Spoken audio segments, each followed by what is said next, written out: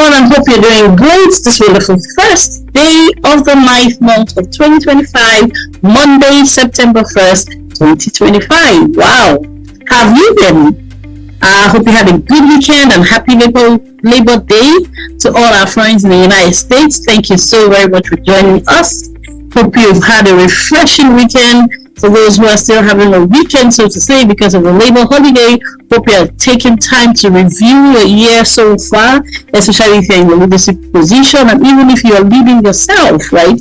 Hope you're taking this time to reflect. It's been 8 months of the year, 2 trimesters gone, and today begins the last trimester of 2025. Well, today we're going to continue our conversation on Amogere Communications. The theme of the program from the beginning of the quarter has been translating strategy into performance management with technology. I remain your host, Tolu Omodara, welcoming you to the 8th episode. Once again, my name is Tolu Omodara, and I'm very glad, very grateful, very excited to welcome you to the 8th edition of Translating Strategy into Performance Management with Technology here on Amogere Communications.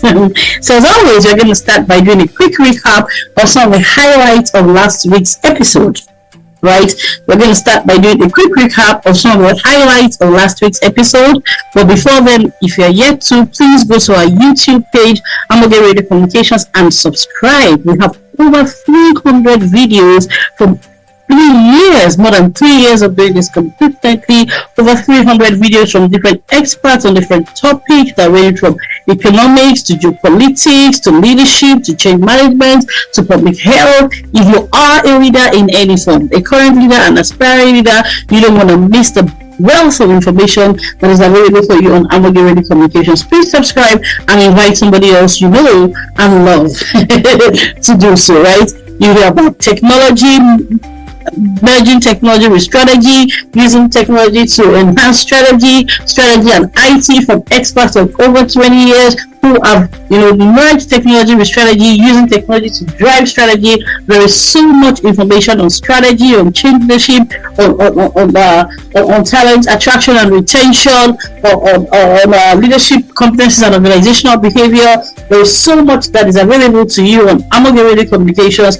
Please just hit that subscribe button and invite someone else too.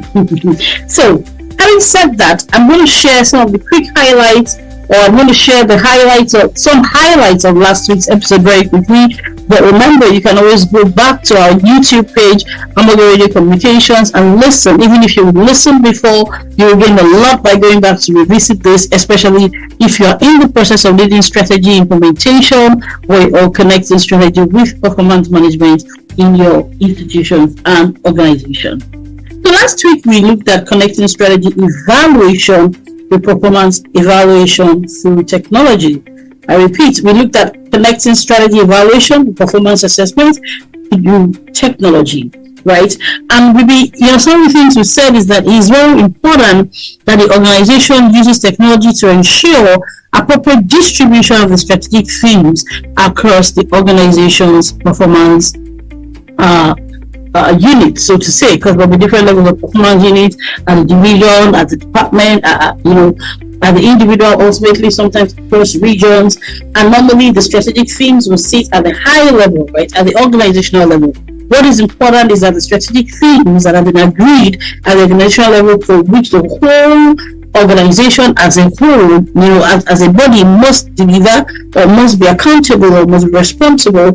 All of those strategic themes need to be translated into performance themes in different realms of the organization. Different jobs, different departments, different units, different individuals, ultimately, eventually, as the case may be. So it's very important that the organization uses technology to ensure appropriate distribution of the strategic theme across the organization's performance units. Now, the appropriateness there means that there must be no over-representation or under-representation or no representation of certain strategic themes in the performance themes. Remember, the Amogate strategic management cycle is the PIMA cycle. PIMA there standing for P, planning, I, implementation, M, monitoring, E, evaluation, and R, revision. I repeat, the Amogate PIMA strategic management cycle has P standing for planning, I standing for implementation, M standing for monitoring, E representing evaluation, and R standing for revision. Now, that strategic management cycle needs to be connected with the performance management cycle. Now, the aggregate performance management cycle is the PEMAR cycle, PEMAR, where the P stands for planning and contracting, the E stands for execution, the M stands for monitoring, which should go along with coaching, the A stands for assessment, and the R represents rewards and consequences. Right? Very, very important. Now, what you should be doing, what the organization should be doing, what the institution should be doing when translating strategy into performance management with technology is ensuring that each point of the PEMAR cycle, each point of the strategic management cycle is effectively connected with the corresponding aspect in the performance management cycle. I'm going to say that again. What the organization should be doing is ensuring that each point of the strategic management cycle is effectively aligned with the corresponding part in the performance management cycle, right? Each part of the strategic management cycle should be appropriately synchronized with the corresponding element in the performance management cycle using technology, right? And last week we did a quick recap of the previous week, or even I alluded to certain other weeks where we had looked at least two key parts of these cycles, planning and planning. We had looked at how to use technology to connect the planning part of the strategic management cycle with the planning element of the performance management cycle. We had also gone into how to use technology to connect the monitoring of the strategy, right, with the monitor, especially the monitoring of how far the organization was proceeding with the strategy, with the set strategic goals, with the monitoring of the performance management goals. So essentially we had looked at those two, and then last week we then looked at evaluation, right, connecting the evaluation of the strategic objectives of the organization with the evaluation of performance goals set for different levels of the organization. So that was the third of the five stage cycle, right, that we looked at. So we have essentially looked at gone into how to use technology to connect at least three parts of these two cycles: planning, monitoring, and evaluation. Now, there is a part that we are going to look at today, right? And that's one of the two remaining parts that we are yet to talk about in terms of connection, right? But before then, let me drop one or two more highlights of last week, and then we'll go into the parts that we'll be looking at today. Part of the cycles that we're looking at using technology to connect today. So last week we said that you want to make sure that as much as possible when you get evaluation, right, results, because the reason why you're evaluating is to get feedback, right, is to get the results.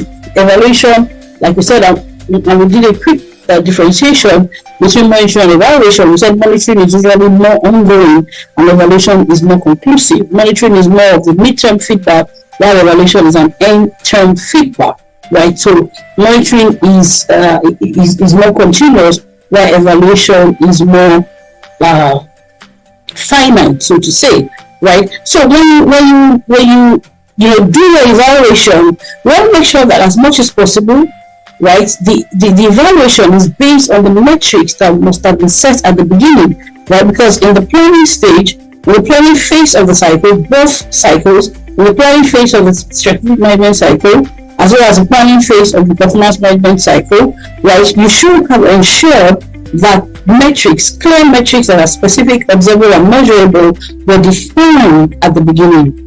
Right, you should make sure that the metrics of the strategic objective of the organization are aligned with the metrics of performance goals for different levels of the organization. When it comes down to evaluation, it becomes easier to connect the evaluation of the strategic objectives of the organization with the evaluation of the performance goals of different levels of the organization. You should have made that connection appropriately at the beginning. That's at the planning phase. That's what I mean at the beginning, the P of the PEMAR as well as the P of the PEMAR. We have made that connection, and we have made that explicit definition of metrics at the strategic management as well as the performance management levels at the beginning. It becomes easier to continue with that connection at the evaluation level of the cycle, right? We also said last week that even the qualitative feedback should be quantified, because when you talk about metrics, we've been saying on this program that you should have both quantitative and qualitative feedback, right? So even the qualitative feedback now should be quantified as much as possible. You should try to define, or you should try to capture even the qualitative feedback in numerical terms as much as possible. And this can be done through measures such as the number of times positive or negative words are used in the qualitative feedback, or the number of people using positive or negative words in the feedback for a particular role or unit or department or division. And you can actually program the system to flag a certain or the exceeding of a set bar. If, for instance, what is acceptable, what has been defined by those responsible for strategy and performance management, is that negative words should not occur in qualitative feedback, for instance, more than 5 times. Once it goes beyond that 5 times, it should be flagged by the solution, the technology solution. And we want to ask, well, how do you define what's negative words and how do you define what's possible? This is where machine learning comes in. There are large language models that can, qualify these things. There are large language models, and there's all kinds of pattern recognition that can be used to ensure that the system picks it once a negative word is occurring more than a certain number of times in the qualitative feedback, right? In the qualitative evaluation of a certain role, department, or unit. Very, very important. Now, another thing we said last week is that the technology solution will also flag discrepancies between the cumulative performance scores across the organization and the performance at the strategic/organizational level. And please, like I said, go back to last week. I'm not going to go over every little thing we said, but the summary of that is that I know the different departments that make up an organization cannot say they are doing well in sales, for instance, and at the strategic level, the organization is doing poorly in sales. So there cannot be a discrepancy between the cumulative performance evaluation at the different structural levels of the organization. There cannot be a discrepancy between the cumulative evaluation at those levels of performance and the actual organizational outcomes, organizational results at the strategic level. If the cumulative performance evaluation of the different roles of different units and kind of divisions of the organization is not mirroring the actual performance of the organization at the strategic objectives level, then something is wrong. There's a discrepancy, and technology should flag that, right? Of course, we also said technology brings visibility and insight to strategy and performance evaluation results. I repeat, technology brings visibility and insight to strategy and performance evaluation results. The reason why it's important to connect the performance evaluation feedback from the lower levels of the organization with the evaluation of the strategic objectives at the higher level is because you are supposed to use the feedback from all the evaluation gathered to inform the next strategy cycle. I think this was the note on which we closed, right? So it's not just about strategy evaluation or evaluation of strategic objectives at the organizational level for the sake of evaluation. Neither is it about evaluating the performance at the different levels of the organization just for the sake of evaluating, but it's supposed to inform performance improvement at the lower level of the organization and strategy revision as necessary at the higher levels of the organization. I'm going to stop here for the sake of time. Once again, my name is Tolu Moda. I'm translating strategy into performance management on Monday, September 1st. This beautiful first Monday and first day of September 2025. And I'm very glad to be welcoming you to Translating Strategy into Performance Management and Amateur Communications episode 5. Now, let's go into the thought for today, right? Remember, it's a 5-phase cycle on both ways, the strategic management cycle as well as performance management cycle. We've looked at 5 key parts that form the strategic management timer cycle, the Amateur strategic management timer cycle: planning, implementation, monitoring, evaluation, revision, as well as the Amateur performance management PMA cycle: planning/contracting, execution, monitoring/coaching, assessment, then rewards and consequences. So we looked at connecting the planning of the strategic management with the planning of the performance management using technology. We looked at connecting the monitoring of both cycles, strategy management and performance management, connecting the end, the monitoring of growth with technology. Last week we also looked at connecting the evaluation of the strategic plans of the organization and the organizational strategy with the assessment or the evaluation of the performance management processes at the level of the organization. This week we're now going to look at the I and E, right? I standing for implementation and E standing for execution, which essentially mean the same thing. So this week we're looking at connecting strategy implementation with performance goals execution using technology. I repeat, connecting strategy implementation with performance goals execution using technology. Now, again, just as in the case of monitoring and the case of evaluation, the planning also lays the foundation for the execution. Very, very important, right? Because what you are implementing at the strategic level of the organization and what is going to be implemented at the performance management levels, that's the lower levels of the organizational structure, is also the goals that have been laid forth in the planning phase. It is the strategic objectives of the organizations that have been well articulated, that should be implemented, or that should have been well articulated, let me say that, right? That should be implemented, and the performance goals that should derive from the performance, from the strategic plan of the organization, that should also be executed. Now, I always say, please go back to the previous episodes, but also go back to Roadmap to Organizational Strategy, a quarter-long program I did on Amogere Communications last year. I think it was about this time last year, 2024. I'm not going to go over all the principles of strategic planning to start with, but that was very much covered then. This particular program is about making those connections, but the foundation is strategic planning, right? So once you have set those well articulated strategic objectives for the organization, they become the basis for implementation. I repeat, once you have fully worked on defining your strategic priorities as an organization, first of all, identifying your strategic direction, your strategic themes, and your strategic priorities as an organization, those should translate into the performance priorities of the different roles, performance goals and priorities of different roles, divisions, units, and so on. And those are the things that should then be implemented.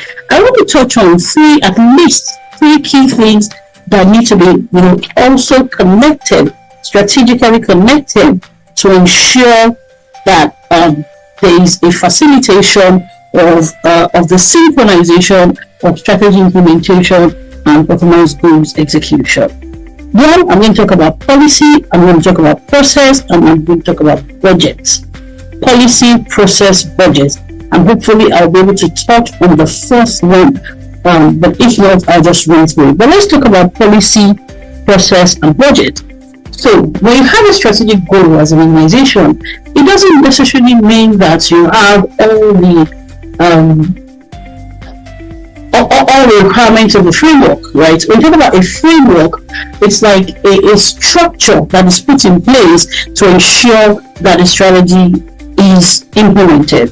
In consulting, we always say in Amogate that the strategy must come before the structure. The strategy dictates the structure.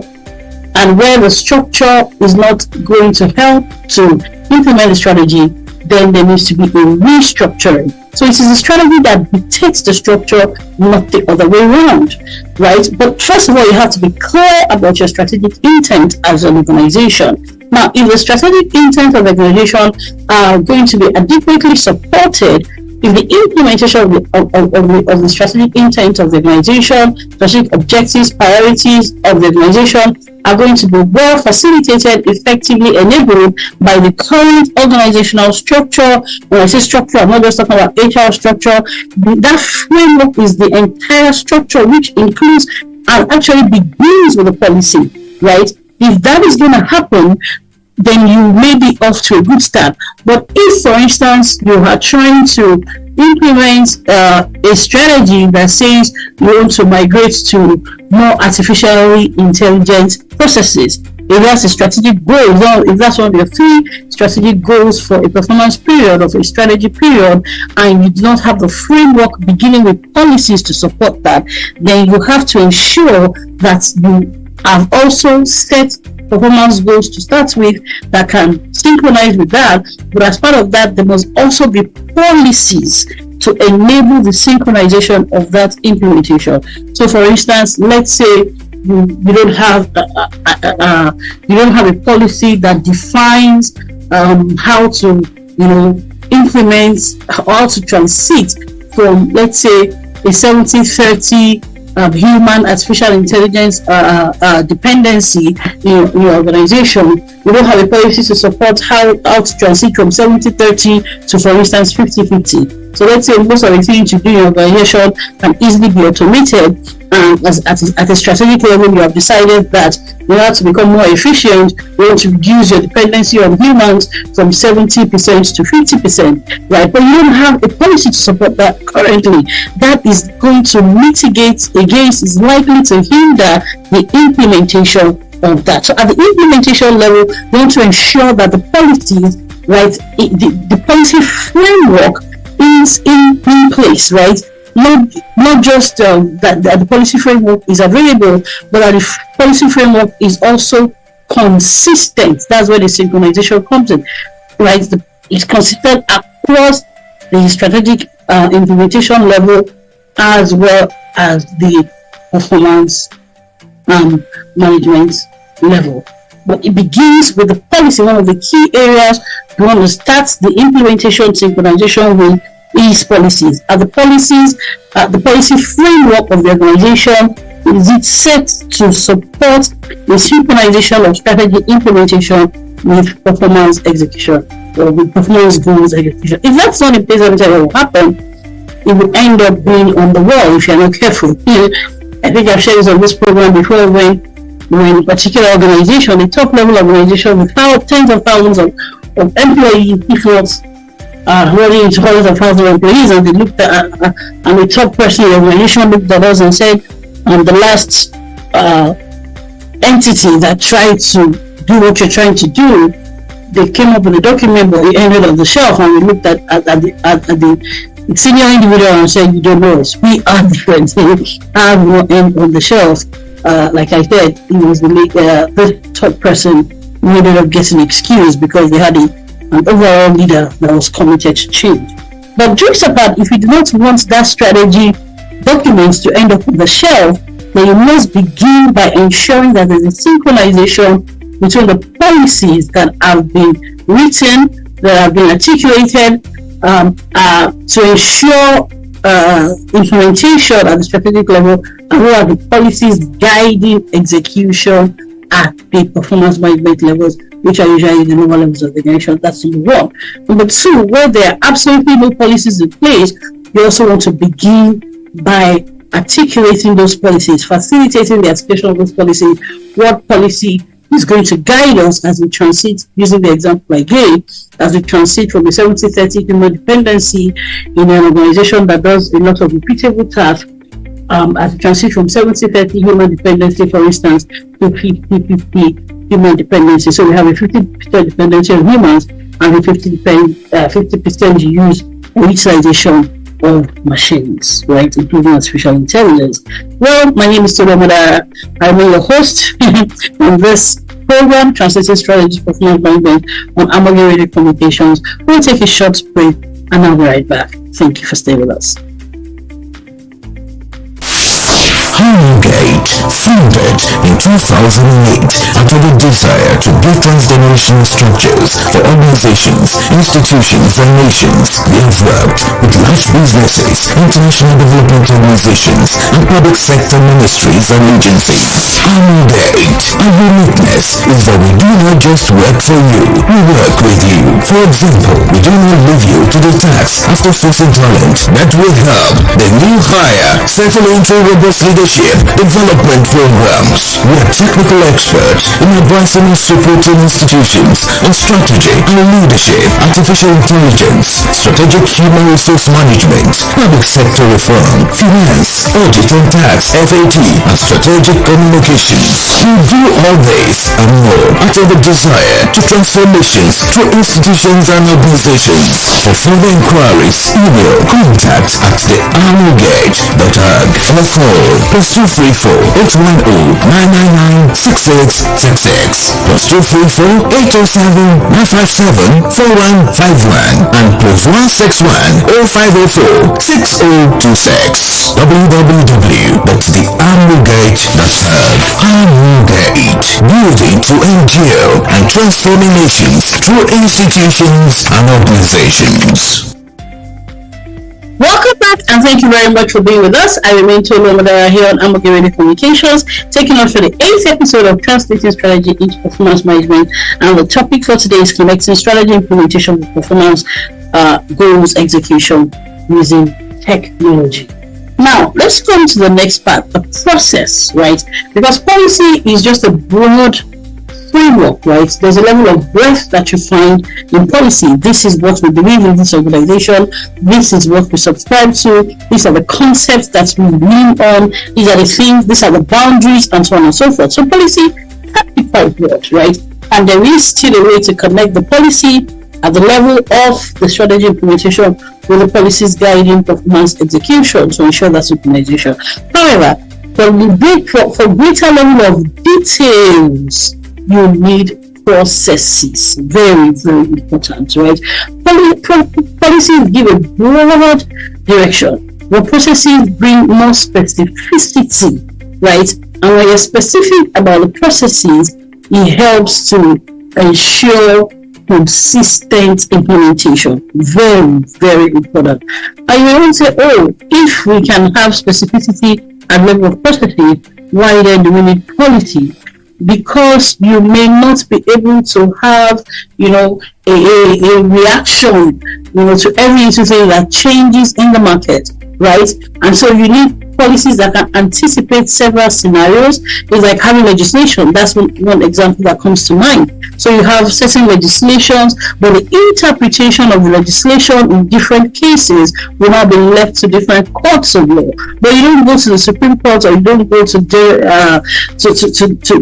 the National Assembly every time to come up with new laws. So policies are like the laws; they are more broad. They try to envision different scenarios, and they have broad and hopefully mid to long-term applicability, right? So you can review processes more frequently, but the policies should envision and anticipate several scenarios for that breadth and guidance. Then you can now adapt your processes more frequently, or even create new processes where necessary, because processes come with more level of specificity, but they also hopefully can be approved at a lower level of, for instance, of authority in the organization. Just like the lower courts can try to interpret the laws, but you probably need the Supreme Court to pass laws or new laws, or to bring their weights of meaning into high level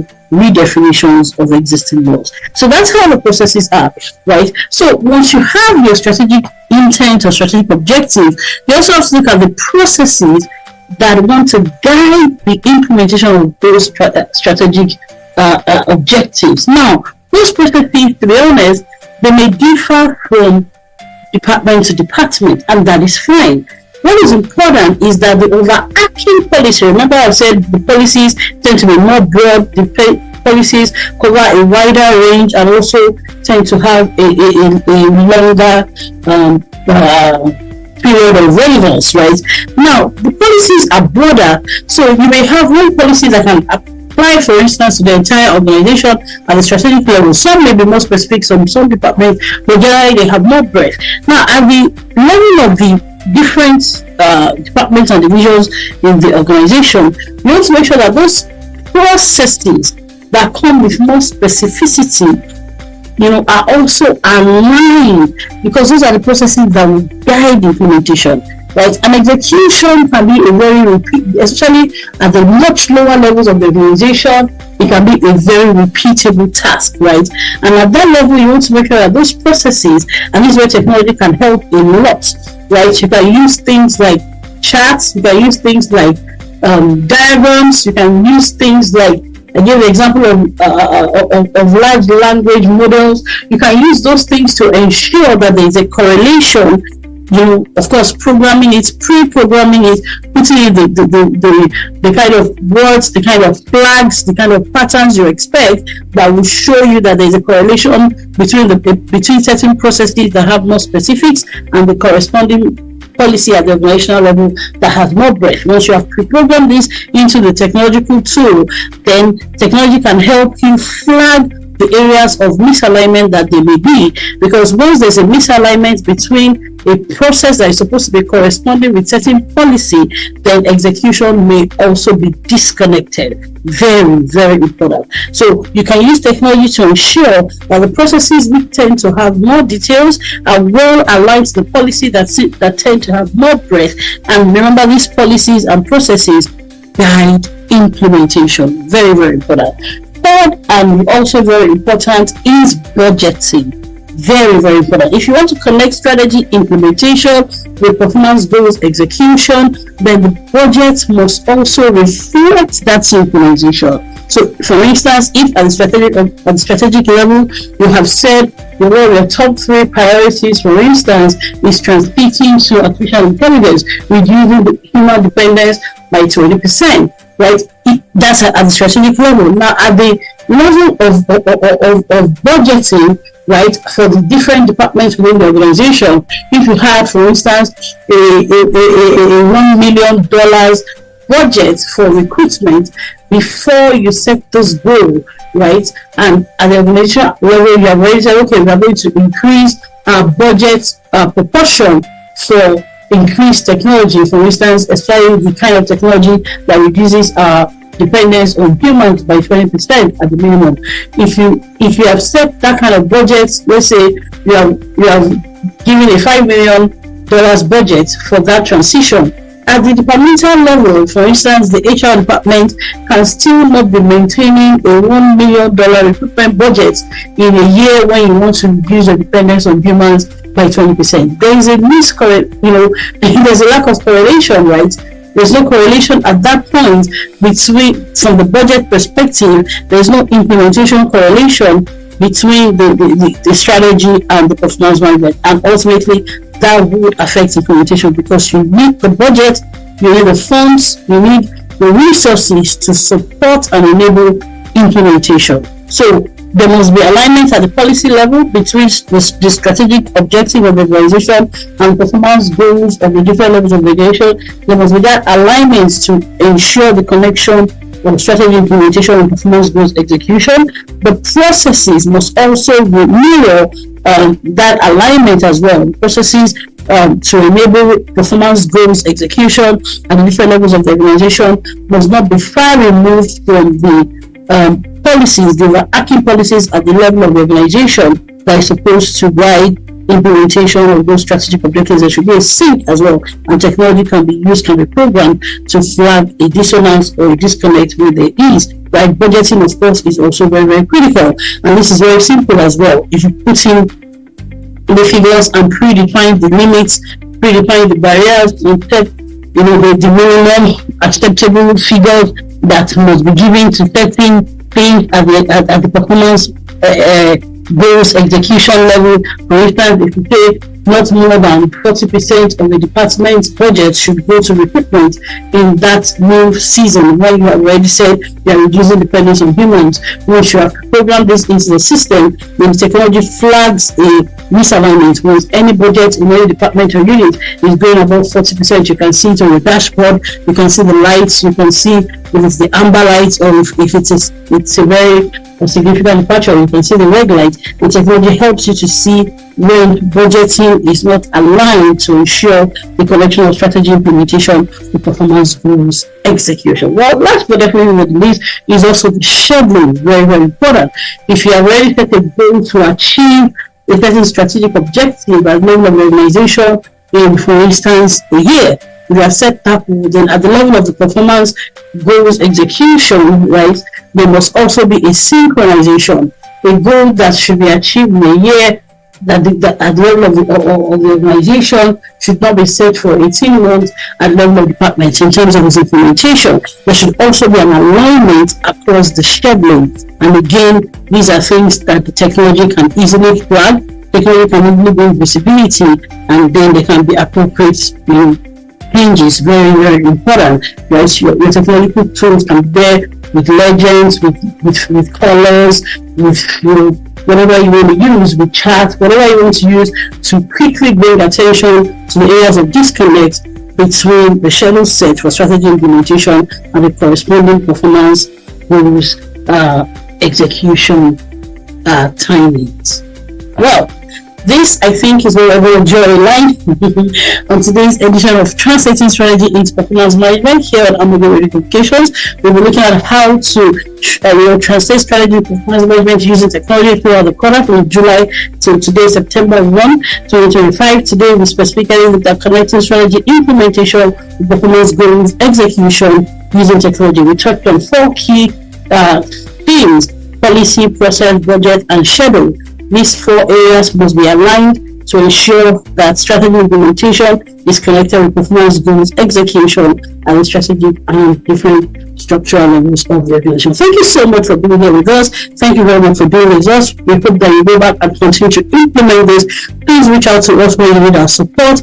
You can reach us on contact@amoge.org. You can also fill our contact forms at www.theamoge.org. You can follow us on all our social media handles, from LinkedIn to Facebook to Instagram. We are always here to support you. We can work with you on all of these things we're talking about. And of course, we also have ASAP, Amoge Strategy Application Implementation Framework tool, the software tool that we can deploy to help you bring these things to life. Thank you very much again, and happy Labor Day once again to our friends in the United States. I'll be back same time, same station next week by God's grace. I will continue to look at translating strategies for performance management with technology. Until then, remember, you must stay connected, and there must be no misalignment between strategy implementation and performance goals execution. See you next week, and have a good week.